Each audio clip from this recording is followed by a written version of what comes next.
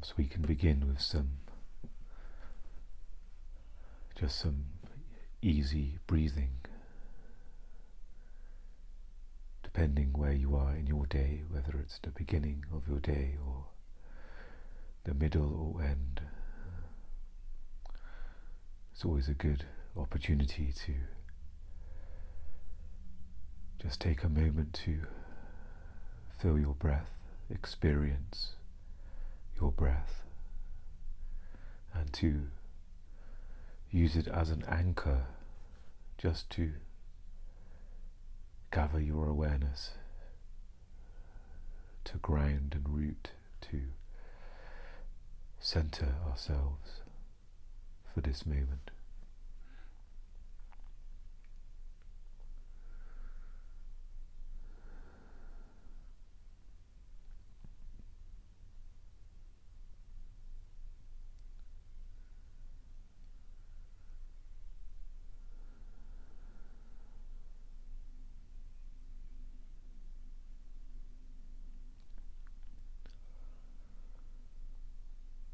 Sometimes it's only after you add some attention to your state of awareness that we realize that, I wasn't fully present there, or you notice the increase in presence when you perhaps stop for a few deep breaths, or you're waiting at the lift or in a queue, and the presence increases, and there's almost a recognition that perhaps I wasn't as present as I thought I was. Or there's the relief in, yes, I'm back home, back in just this moment, and the weight of thought lifts again. So we left the last episode just briefly touching upon manifestation and abundance, and my own experience of sort of working through a manifestation.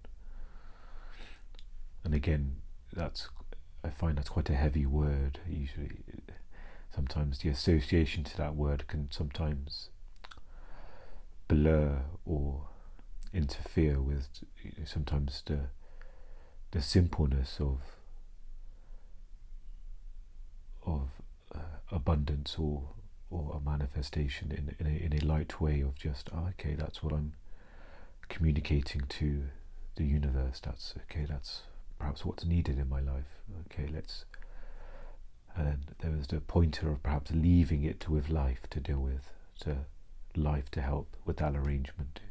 If it's meant to be and needed, then that will be taken care of, and then you can return back to the present moment. And it doesn't mean that you don't take action towards that. There may be a thought of, okay, let's do this specific task that may contribute to the vision I had, or the preference or desire I had. In my instance, it was going on the property listings website and having a browse on there. There was perhaps in the present moment, out of that, action happened. A thought arose, perhaps it'd be good to check today's listings, and okay, let's do that.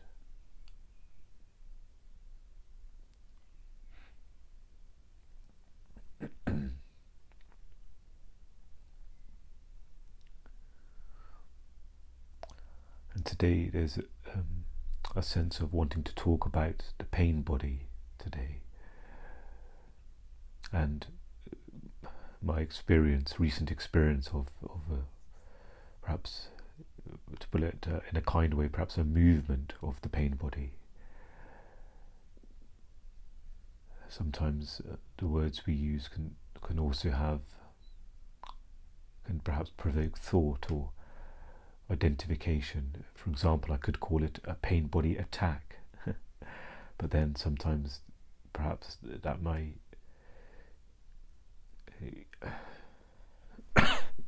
give the wrong interpretation, wrong meaning to it, where you may see that as an enemy or as something that shouldn't have happened, but perhaps movement is enough to say a movement of the pain body, or the pain body waking up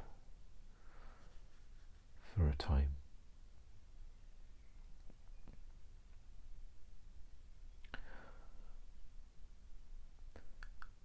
And it's useful to know when the pain body can be triggered. There may be certain life situations, people, maybe a place, thoughts and memories,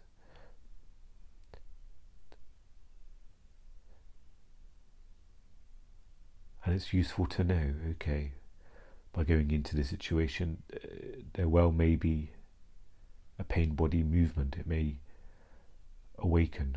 There may be a reaction from the pain body in this instance.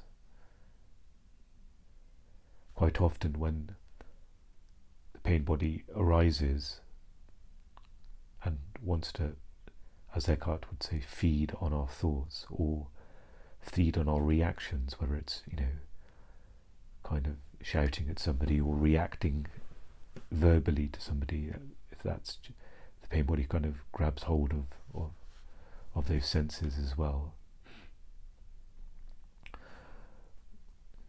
Often when it catches us off guard, there's especially in a time when perhaps we're not as present, as sometimes the pain body can have that sort of craftiness where it waits until a moment of almost like waiting to cross the road in a clear moment of traffic. It knows, okay, the road is clear. I can now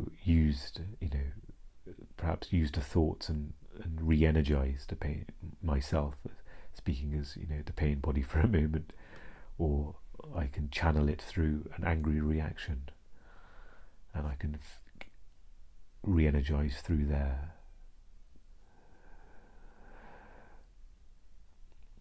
But then there are certain, as I said, life situations, activities, people, and for me it was searching for a new living space there. There's perhaps old associations, old pain in regards to the process of finding a new space, and the nature of it as well, in regards to perhaps there are many people applying for each living space, and then there's almost a contortion happening there that, oh God, there's no chance of them picking me in my circumstances, especially financially and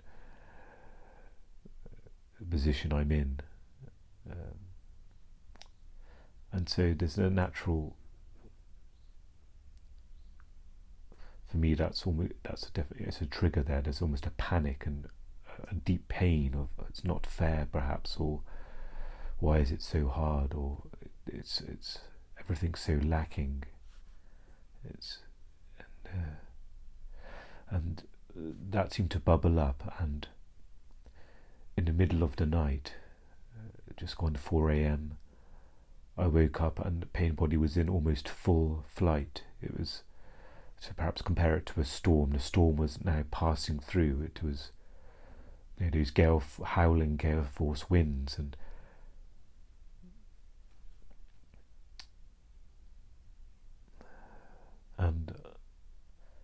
during that period I was constantly being pulled into thought, and then constantly there was enough alertness there to return back to presence. But what my mind was doing was trying to resolve a calculation of thought. There was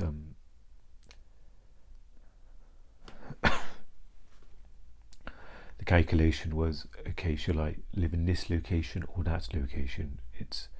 And then there was a great stress put on that, and there was, of course, the mental health mixed in with that, which makes decision making very difficult or very hard to decipher feelings towards one place or another, and all of that was mixed together. There was also the stress of the unknown, of how much perhaps support, financial support, I could get, and then there was the unknown of, I had to have a conversation, a difficult conversation, or a conversation that I would find difficult, that was coming up, that was needed to be done.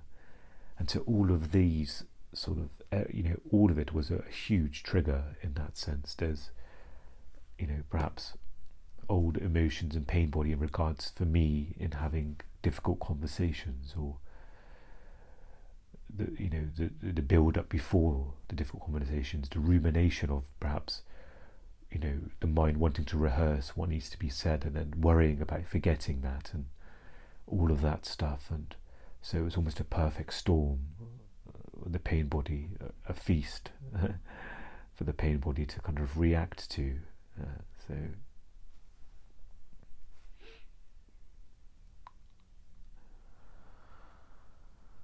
So there I was in my bed at 4 a.m. and it was happening. And I did remember sort of Eckhart's words come to me in that way, where he used the example of, lying in bed and you're thinking of problems and you're completely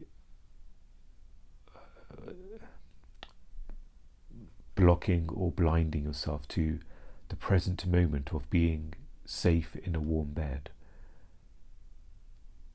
And of course, in the full flight of thoughts and emotions, reactions, it of course quickly covers up what is present, what is here, what is in our sense perceptions. And so thankfully there was enough alertness there, even though I was continuously being pulled into this huge thought stream of, I need to think about this, I need to figure out, okay, where I'm going to live, and it needs to happen now at 4 a.m. while I'm trying to get sleep. And of course the mind's not rational at that point. It's not a case where you could say, well, perhaps you can think of it when you wake up in the morning after some much needed rest. No, it's almost it's unreasonable. You can't reason with the mind and pain body, and so it's almost like, as I use the analogy of a storm passing through, it's almost just kind of hunkering down in some respects, where you're not blocking the pain, but you are perhaps anchoring yourself in just allowing it to pass. You're not trying to fix it, you're not trying to, which is sometimes what it wants to do. It wants to kind of pull at your mind and identify and go into the experience of the pain body. So perhaps the analogy of the storm is that now you found some sanctuary and there's a bit of shelter in that storm, but the storm wants you to go back outside again. It wants you to, where it can feed on thoughts and re-energize in that way. And throughout the week, I found there was smaller movements of pain body happening. So there'll be a day, perhaps for half an hour or so, I would look at listings, and then immediately I'd feel the build-up of pain. And so I would then drop it, even though part of me would want to continue to look, and perhaps there was maybe a bit of desperation or neediness there of, okay, I need to continue looking. But then there's also a part of me that thought, the pain is building and it's happening quickly. Okay, let's put this down and I almost sensed what was needed in that moment. The pain was building inside me. It was almost at the limit of wanting to kind of pull up my thoughts and for it to be a full-blown reaction. And so I decided to consciously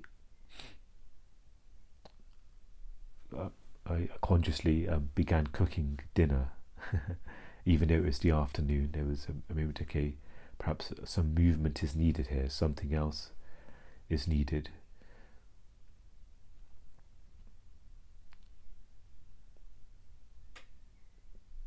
And it was done in a conscious way. It wasn't sort of blindly going into distraction of another activity to try and run away from the pain. That doesn't usually work. Perhaps it may temporarily suspend it, but just like, simmering something, going from very hot to lowering the heat to simmering, it's still going to be simmering there. Perhaps, and it may very well come back up, but there was a conscious sort of, and the cooking, the process of the cooking, the activity was almost a bit of ointment for managing the pain as it was there and allowing it to dissipate. Perhaps it was, and perhaps this is something to be aware of as well, situations when the pain body can be triggered, and there may be situations that are unavoidable, whether it's a work situation or a work colleague that needs to be interaction needs to happen. And so if something like that is unavoidable and the sense of pain is there, it's, you can feel the pain body being triggered and awakening, and perhaps there may be time to see what is needed to assist you in that moment. Whether it's, going to your car and sitting in your car for 10 minutes of deep breathing or complete presence, giving all of your attention to what is being felt in the body, what emotions perhaps are still circulating in the body, perhaps being aware of not following thoughts, not identifying with the pain, but just being aware, okay, it's human pain, there's perhaps trapped energy and you're allowing it to pass through.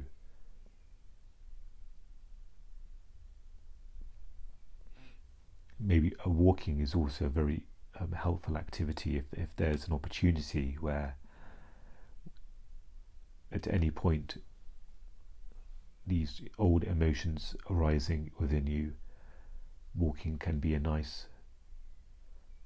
it's almost taking the pain body for a walk. Like one would take a pet for a walk. It's almost allowing the pain body to tire itself out. So you're not re-energizing it, you're almost anchoring in the movement of the walk to remain in the present moment as the pain body, like a storm, passes through, instead of going into the storm and going into thoughts and generating almost a tornado of thoughts within the pain body, which is what it wants. It wants to pull you in there. You're kind of using these activities as a almost as a stabilizer, as a crutch, in a conscious way, to assist that experience and process.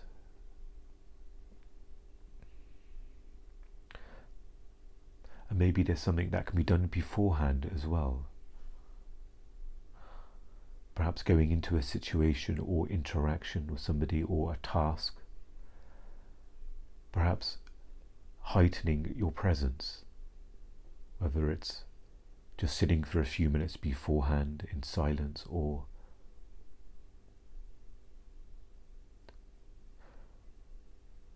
even having a conversation with yourself, which may sound a bit funny at first, but there is no restriction of whatever avenue you take to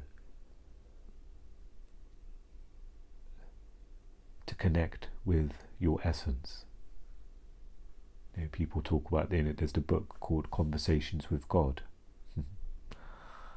And this is something that came up in my mind as well, that whether it's talking to consciousness, talking to universal, whatever word you want to use for that, just talking to source, or sitting in silence and communicating in the silence, the unspoken, and communication can happen there as well.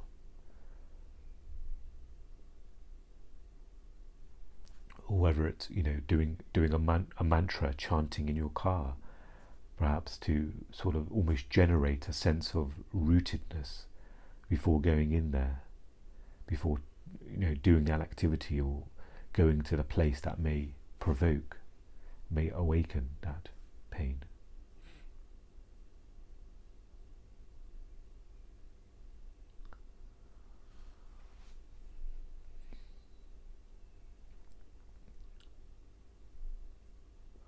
And of course, the word grace comes to mind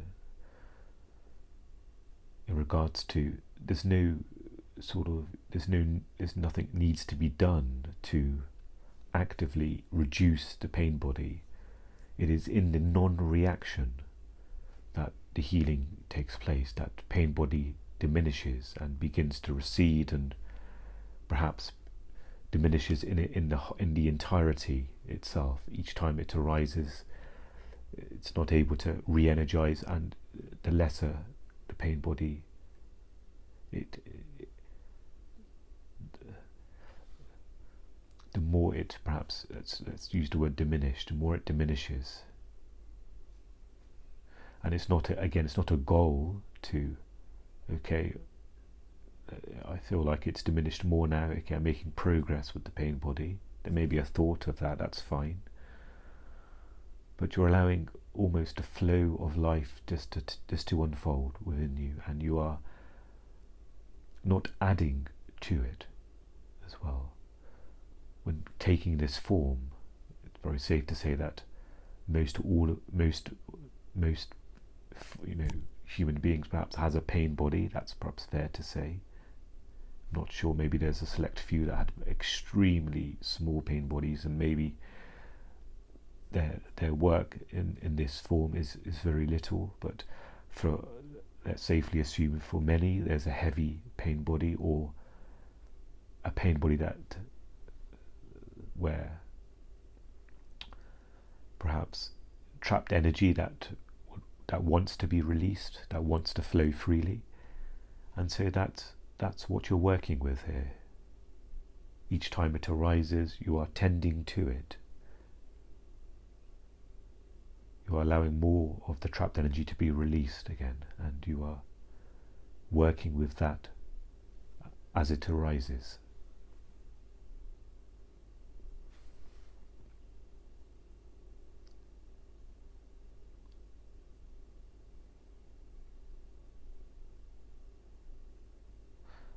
And perhaps something I'm not completely sure of, but perhaps intuitively this can be said, that it's not a case of where the pain body has to awaken for it to diminish. The sense of presence, the completeness of being in the present moment, it takes care of everything as well. When being in the present moment, the body is connected. When you go into the inner body, you can sense the healing that's happening, whatever healing that needs to take place, whether it's the pain body or whatever, pains in the body itself, mental health as well. Nothing is untouched in the space of stillness, in the place of connected, alert stillness. Everything is, you're connected with life, and life takes care of life in that way. It is only in the separateness that these problems occur, that more pain body, perhaps it can strengthen the pain body, it can add maybe ailments or other things, mental afflictions and ailments of the body develop as soon as there's a separate self the little me, and okay. But in the wholeness of life's natural flow, there is an undoing of sorts. A healing is another. You can use many other pointers and descriptors of that, but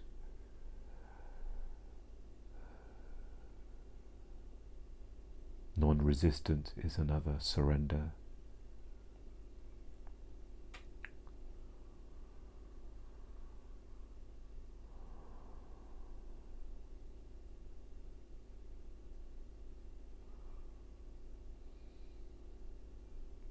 So let's take a few more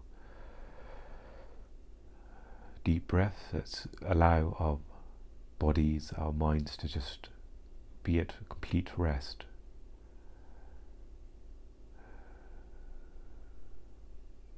To perhaps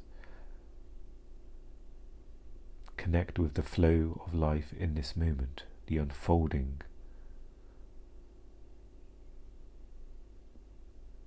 in this one moment, where nothing needs to be done, you don't need to go anywhere.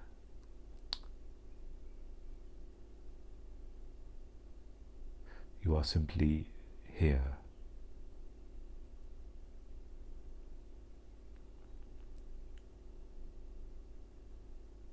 And you are allowing life to flow through you, and of course you are life.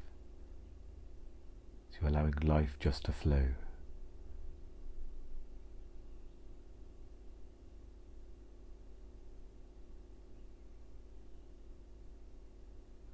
And at the same time, you are there to witness and also experience.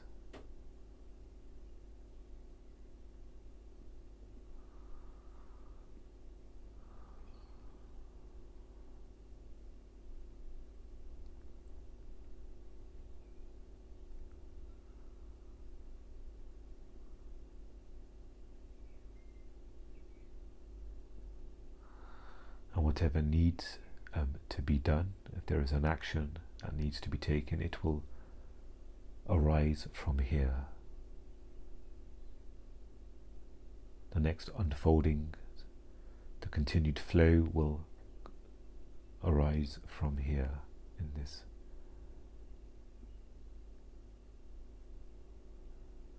ever connected, safe space, the sanctuary in the storm, if that's a place you're in at this moment.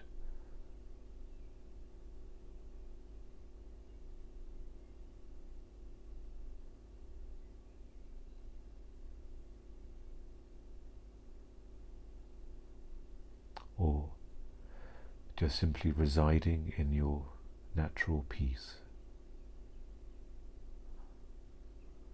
and living life from there.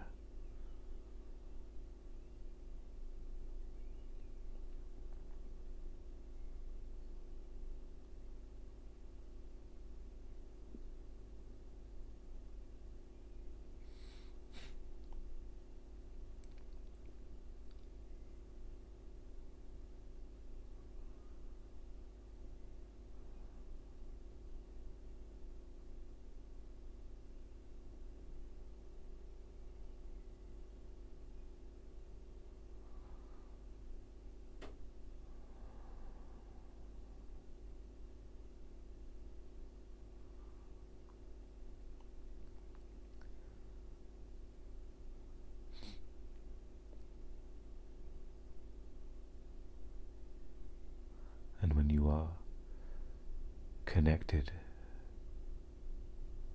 to the whole, to this completeness where nothing is lacking, then everything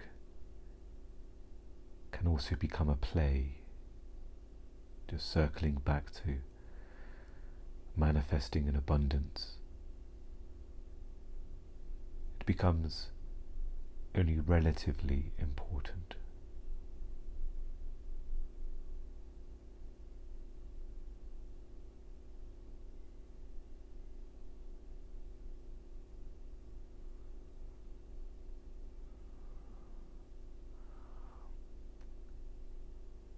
pain body is now seen as, okay, not personal.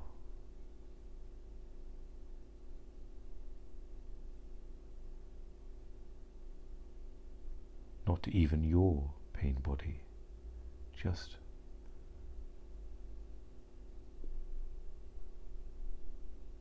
human pain. One way to view this.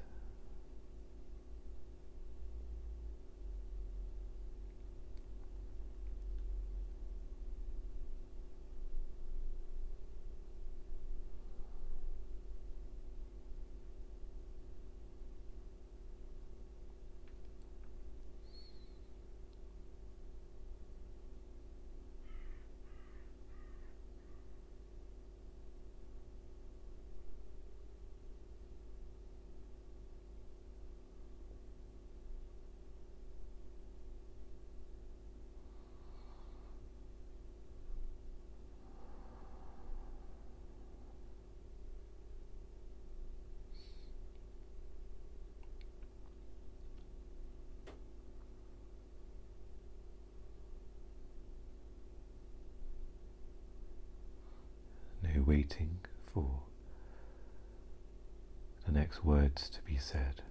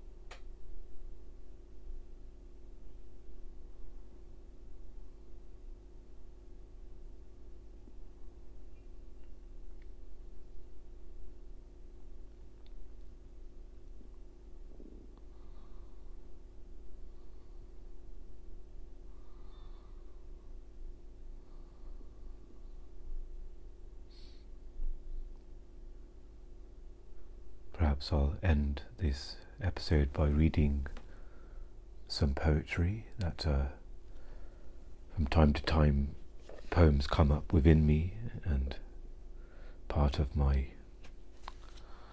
sort of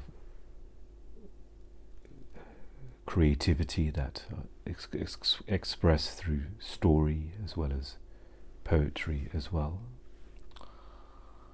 So this is a short poem that's titled Journeying into My Heart. I allow my heart to whisper my desires beyond my understanding. My tongue is too harsh and unwise. It is a dance of trust, flowing in truth. A subtle smile plays on my lips,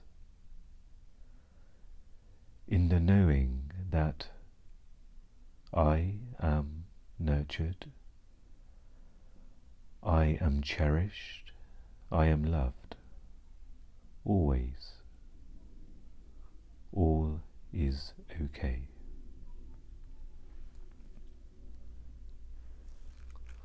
Thank you for joining me for this episode. I wish you well, and I will see you again soon. Take care.